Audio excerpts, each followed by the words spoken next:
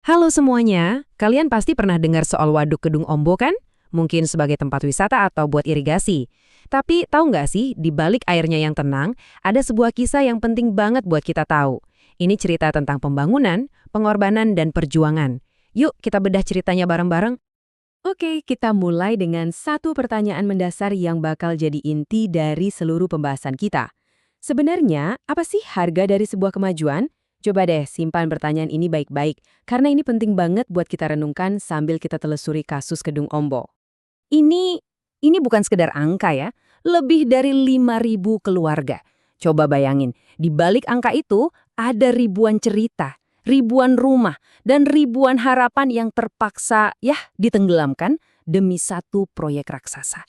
Skala inilah yang bikin peristiwa ini begitu membekas dalam sejarah kita. Yuk kita mundur sejenak ke akhir tahun 1980-an. Waktu itu Indonesia di bawah pemerintahan Orde Baru lagi gencar-gencarnya banget melakukan pembangunan nasional. Semangatnya tuh cuma satu, memajukan bangsa. Nah, di tengah semangat membangun itu, muncullah rencana Waduk Kedung Ombo. Tujuannya, kedengarannya mulia banget.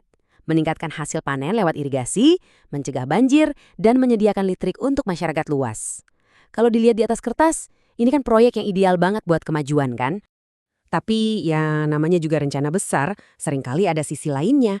Nah, dalam kasus ini, kemajuan yang direncanakan pemerintah itu ternyata berbenturan langsung dengan kehidupan ribuan warga yang sudah turun-temurun tinggal di wilayah itu. Dan disinilah letak inti masalahnya, soal ganti rugi. Pemerintah waktu itu nawarin angka yang rendah banget, cuma sekitar 700 sampai 1.000 rupiah per meter persegi. Buat warga, tanah itu bukan cuma aset, tapi seluruh hidup mereka. Jadi, jelas mereka butuh ganti rugi yang adil supaya bisa mulai hidup baru di tempat lain. Jauh banget kan antara penawaran sama harapan? Jadi, poin krusialnya itu ini. Uang ganti rugi yang ditawarkan sama sekali nggak sepadan. Coba deh kita pikirin, gimana mungkin sebuah keluarga bisa beli tanah baru, bangun rumah, dan cari pekerjaan lagi dengan uang segitu minimnya? Ini pertanyaan yang menghantui mereka. Karena merasa nggak dapat keadilan, warga pun nggak tinggal diam. Mereka melawan. Dan penolakan mereka inilah yang akhirnya memicu ketegangan yang makin hari makin panas antara masyarakat dan aparat pemerintah. Coba kita lihat gimana situasinya berkembang. Mulai dari sosialisasi dan keberatan di tahun 85, terus penolakan ganti rugi di tahun 87, sampai puncaknya di tahun 88 saat aparat keamanan turun tangan. Akhirnya, di tahun 1989, air mulai menggenangi desa mereka. Dan dalam sekejap, kehidupan mereka berubah selamanya. Perlawanan warga ini nggak main-main loh.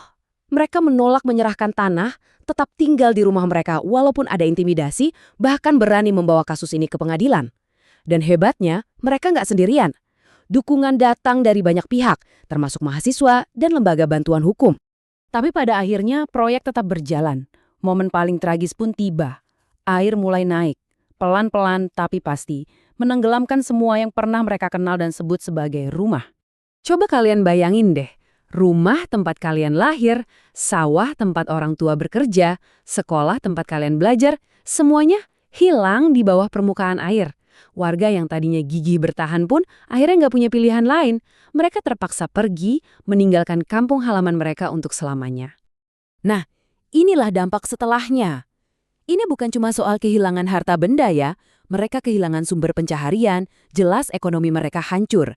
Tapi yang mungkin paling menyakitkan adalah mereka tercerabut dari komunitasnya, dari ikatan sosial yang sudah mereka bangun seumur hidup.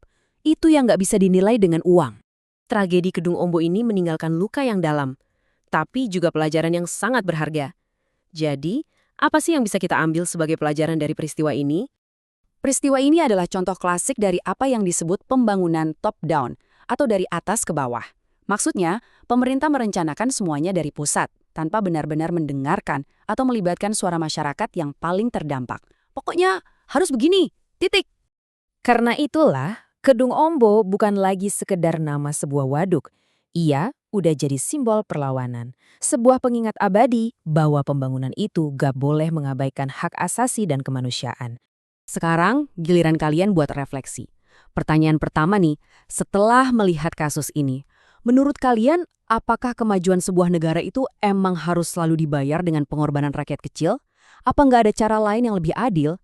Coba bayangin deh kalau konflik serupa terjadi di lingkungan sekitarmu hari ini. Sebagai seorang siswa, kira-kira apa yang bisa kamu lakukan? Nggak harus yang besar-besar kok. Langkah kecil apa yang bisa menunjukkan kepedulianmu?